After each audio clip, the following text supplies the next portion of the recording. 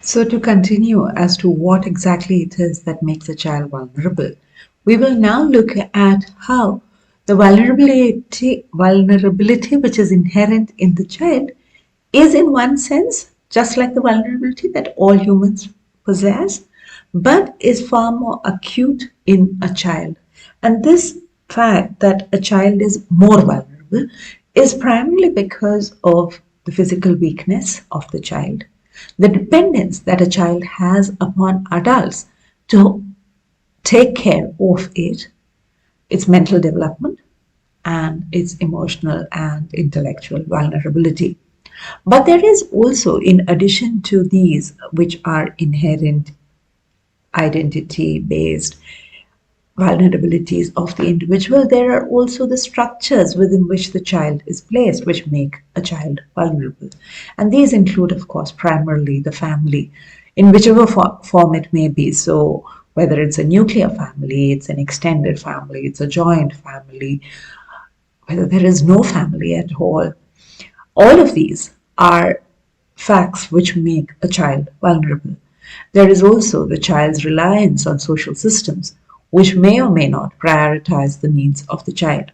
And an example for the last would be to think in terms of the legal systems, because the legal systems are formulated, and the example which we looked at the beginning of the previous lesson, where we said that laws are framed differentially based upon whether they are labor laws, whether they are marriage laws, etc. Now, in that, is it primarily the rights of the child which are being prioritized and privileged, or is it that there are other needs which are being prioritized and privileged? So these are the questions around which the idea of the vulnerability of a child is built. And we will be looking at, in this section, we will be looking at what makes a child vulnerable and examples of it drawn from literature. First of all, of course, physical vulnerability, physical weakness. And this requires no explanation that all small children are completely dependent upon their caregivers.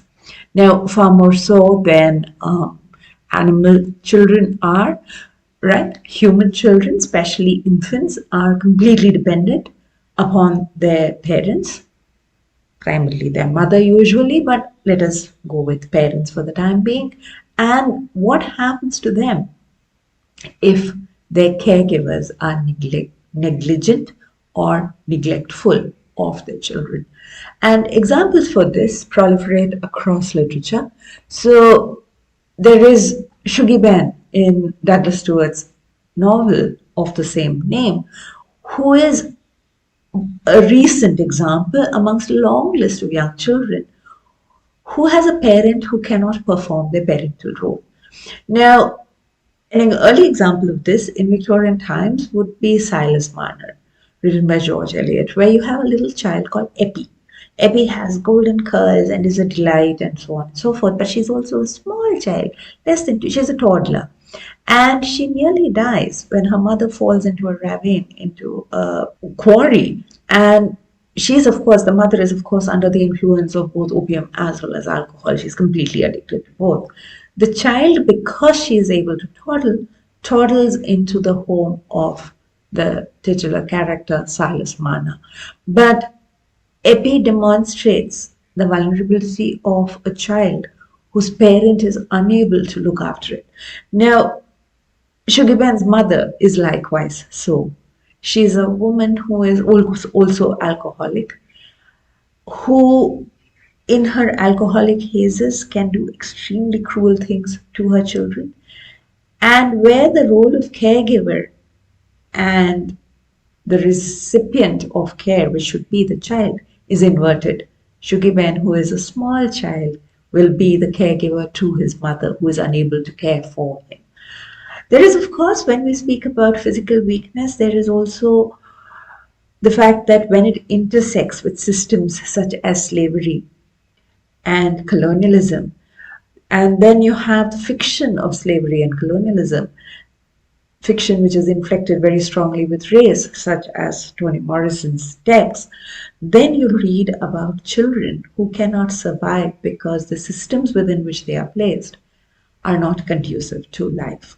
So the foremost example is, of course, Toni Morrison's Beloved, which features a mother who will kill her daughter. But there's also Jesmyn Ward, whose Sing Unburied Sing features a man who will kill a young boy who should not survive into a world which is racist, slave, inflected by slavery, and so on.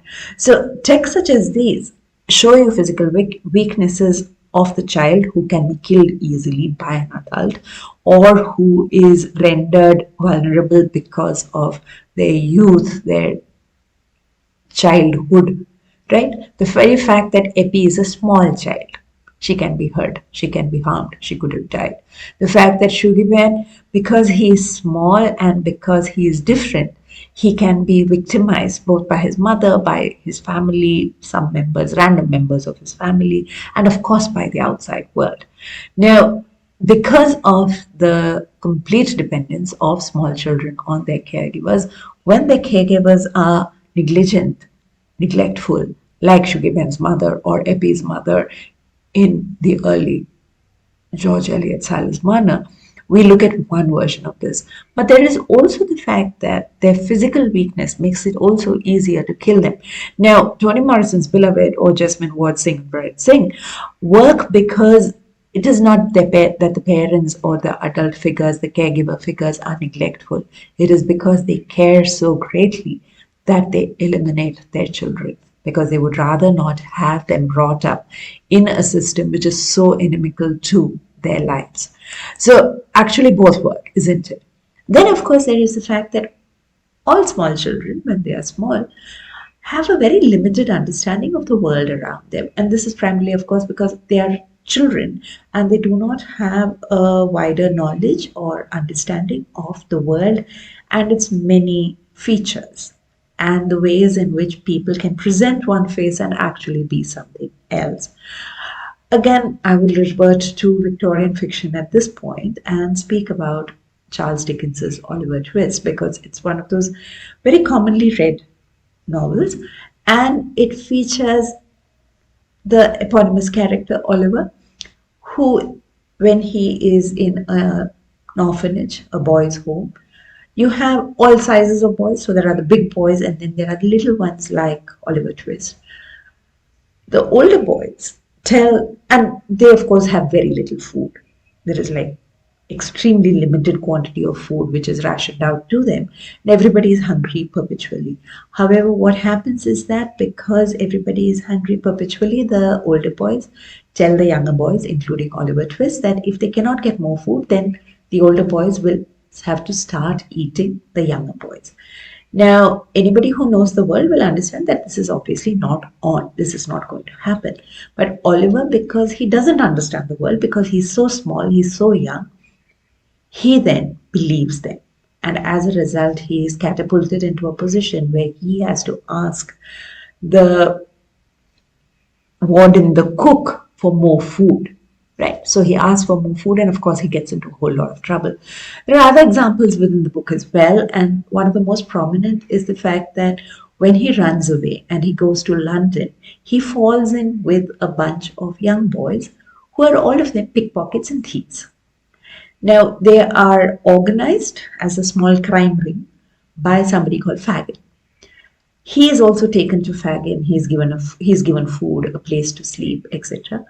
But again, there is this problem that he doesn't understand that these are thieves, that these are pickpockets. Even though he's being tutored to be a thief and a pickpocket, he doesn't quite figure it out. So the inability to understand the world around them also renders children vulnerable. Oliver is rendered vulnerable in the orphanage, later on at the undertakers, where also he is unable to understand how people's interactions are and what they signify. So again, he will make mistakes. Then again, he has to run away from there as well. And when he reaches Fagin and the crime ring, he doesn't understand that he is being taught how to thieve. And when finally he does thieve, he's still confused as to what exactly he's done and why he should be in trouble. So the fact that you become vulnerable because of a very limited understanding of the world around you is one of the ways in which childhood vulnerability is portrayed. Emotional vulnerability, and this is something that, again, my examples are primarily drawn from 19th century fiction, but we also have one from contemporary or recent past in Indian writing in English. But all children require care, some degree of affection, and if not even affection, acknowledgement of their place in life and some warmth. So you have the kind of vulnerability that a child has because of this lack of emotion.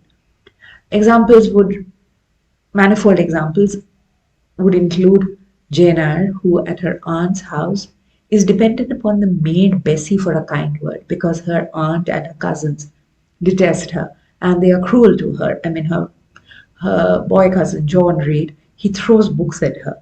Her aunt locks her into rooms and leaves her starving for a couple of days.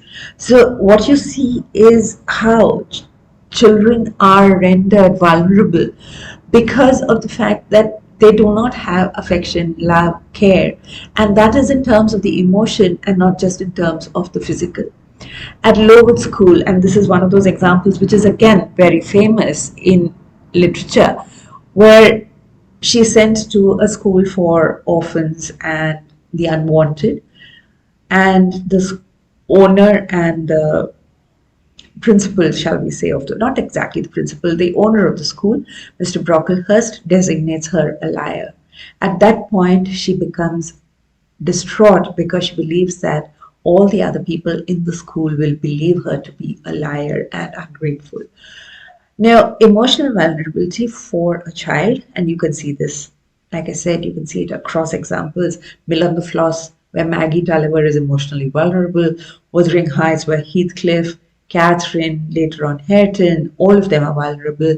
But to use a more recent example from the Indian context, there is Rahel and Esther in Arundhati Roy's God of Small Things, who are both of them emotionally vulnerable because the world in which they live, of their uncle and their great aunt and their mother Ammu, is a world which is not welcoming of them, where they do not have the same standing that Sophie Moll has. Sophie Moll is, of course, seen as this wonderful little child, whereas Rahel and Esther are seen as interlopers. Rahel and Esther being seen as interlopers makes them emotionally vulnerable, also damages them in various ways which continue throughout their lives. So we then see that literature portrays children as physically vulnerable, yes, as vulnerable because of their limited understanding of the world, and also as emotionally vulnerable because the world is something which does not give them what they require. There is, of course, the fact also that within the space of the family, the structure of the family, which is supposed to be one which guarantees, and I use the word guarantees advisedly, the family is supposed to guarantee care for those who are vulnerable in various ways. But family spaces can also be spaces which render children vulnerable.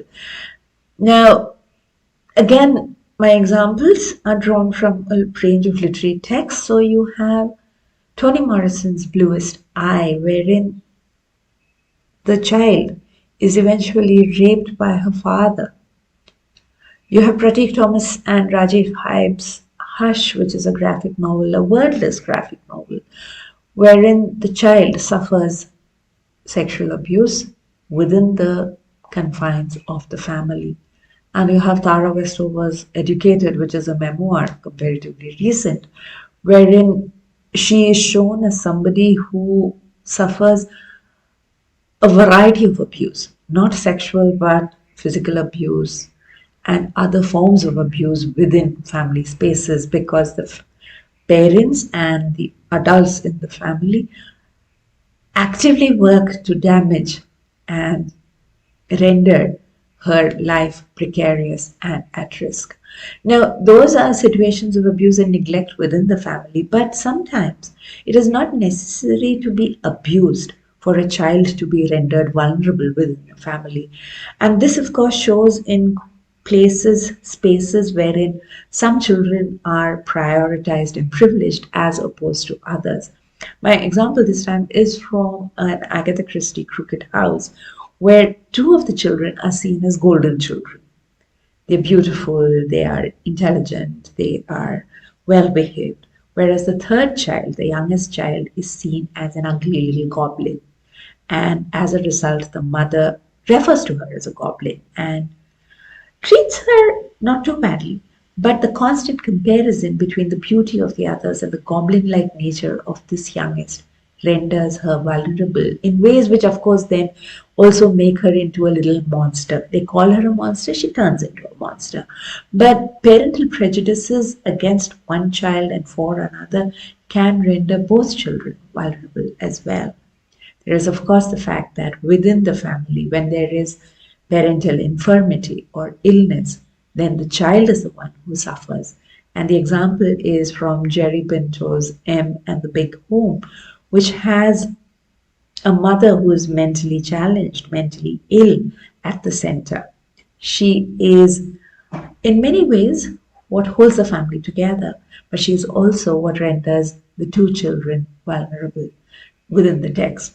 And their vulnerability is at various levels, from the fact that their neighbors and their friends refer to them as the children of the madwoman, to the fact that the mother herself, when she is annoyed, when she is angry, when she is unstable, will speak of them as burdens, to the fact that they turn to her for affection and instead are turned to for care, that they have to take care of her.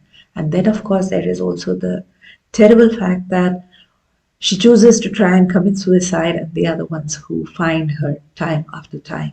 So when we think of families as safe spaces, a family is stereotypically spoken of as a safe space. It could equally stereotypically be spoken of as a space that renders children vulnerable if the adults in the family are themselves unstable or are prejudiced in some way or are abusers and people who prioritize themselves over the child.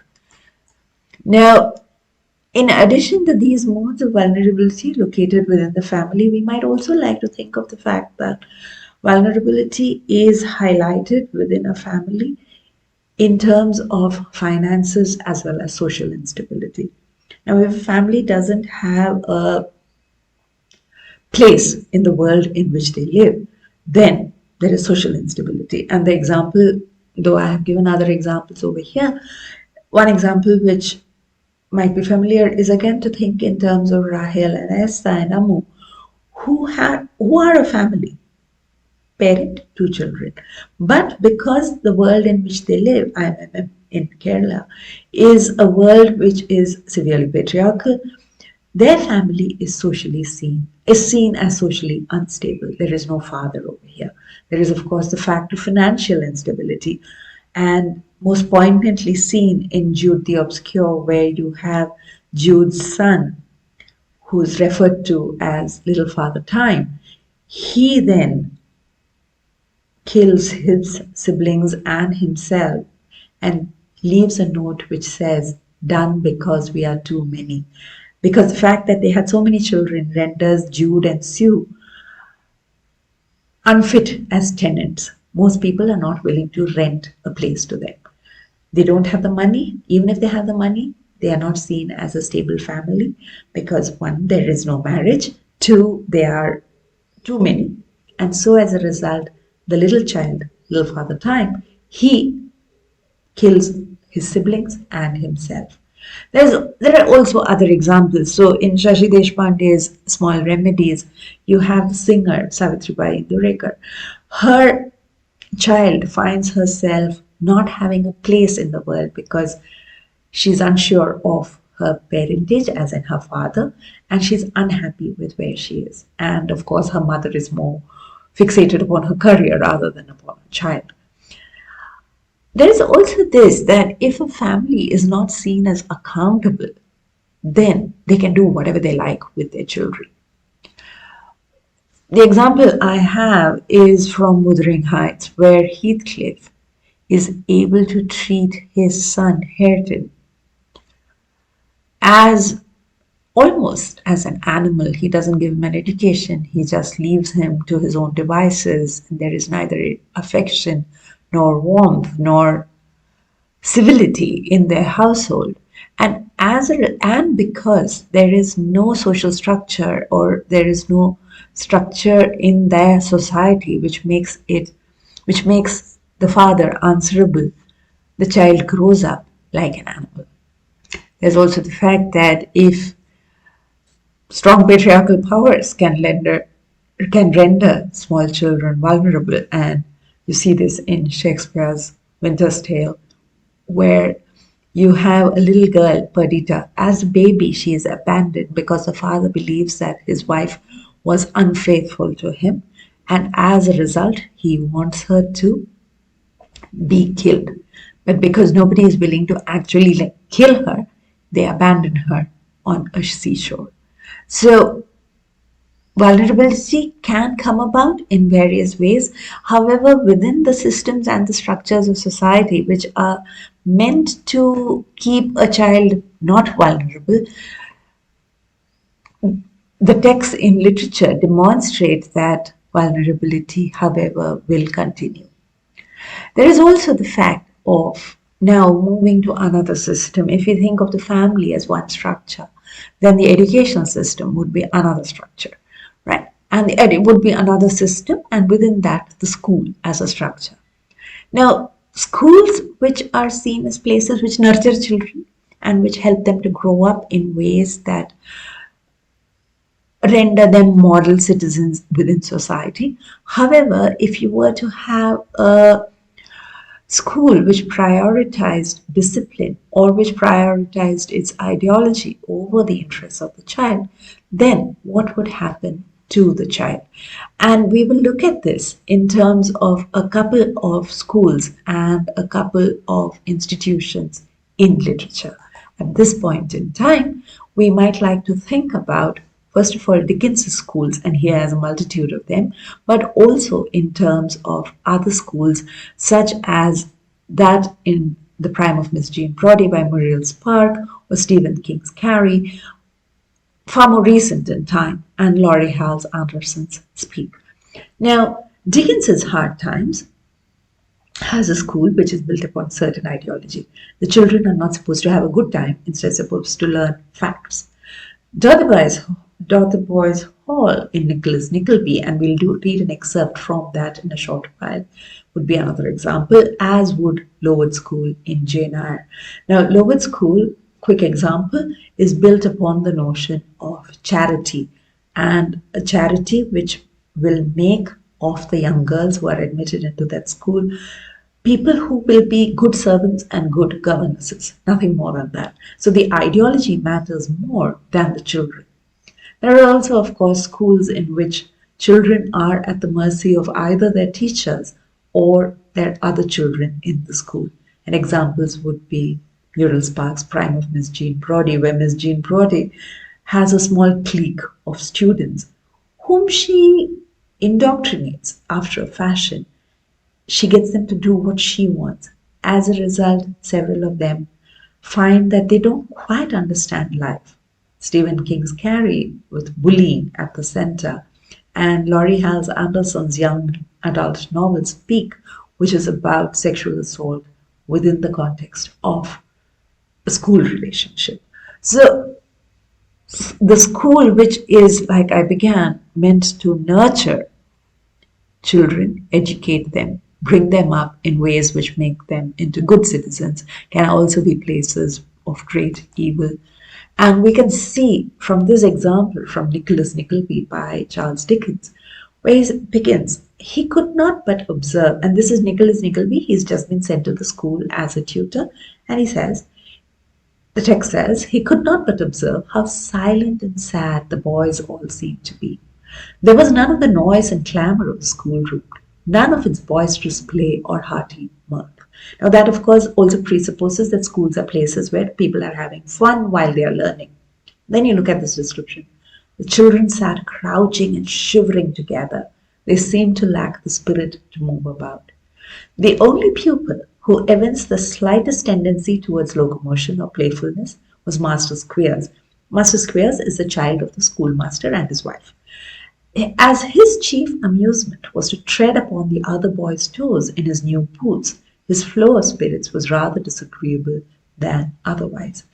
Now, it conjures up a certain atmosphere, a school where children are shivering, where they crouch together.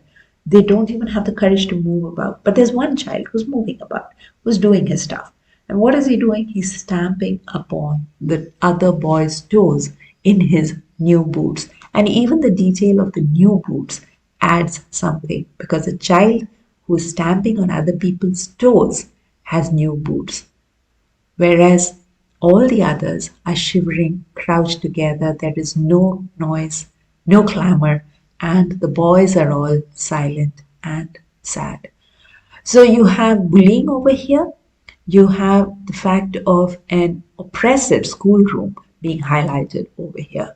The last example I have, I think, is from Lowood School, from Jane Eyre, Charlotte Bronte's, where she says, our clothing was insufficient to protect us from the severe cold. We had no boots. The snow got into our shoes, melted there. She goes on to how their feet are inflamed, their toes are raw and swollen. And then she speaks about the food. The scanty supply of food was distressing. With the keen appetites of growing children, were scarcely sufficient to keep alive a delicate invalid. Hunger in a school which is meant as a charity institution. And then she says, there is also an abuse. Whenever the famished great girls had an opportunity, they would coax or menace the little ones out of their portion.